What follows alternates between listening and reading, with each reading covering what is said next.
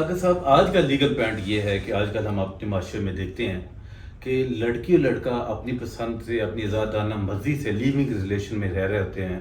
کچھ عرصے بعد ان دونوں میں کسی بات پہ اختلافات بن جاتے ہیں، یا لڑکا نہیں راضی ہوتا یا کوئی ایسی وجوہات بن جاتی ہیں، تو لڑکی جاتی ہے پولیس اسٹیشن میں اور لڑکے کے خلاف ایف آئی آر کروا دیتی ہے زنا بالجبر کی، کہ اس نے میرے ساتھ اتنے عرصے تک زنا کرتا رہا ہے. تو اس کے بارے میں آپ کی کیا رائے ہے؟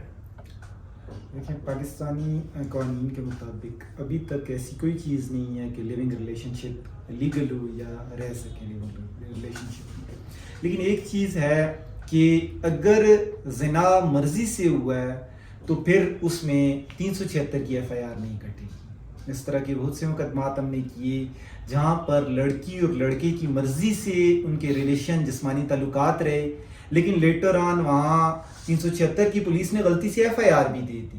لیکن ہوا کیا کہ جب ہم نے کورٹ کو ایکسپلین کیا، وہ فیکٹس بتائے، تو پھر کیا ہوا کہ کورٹس نے بیلز بھی دے دی اور لیٹر آن ہمارے جو ایکیوز تھے وہ بری بھی ہو گئے.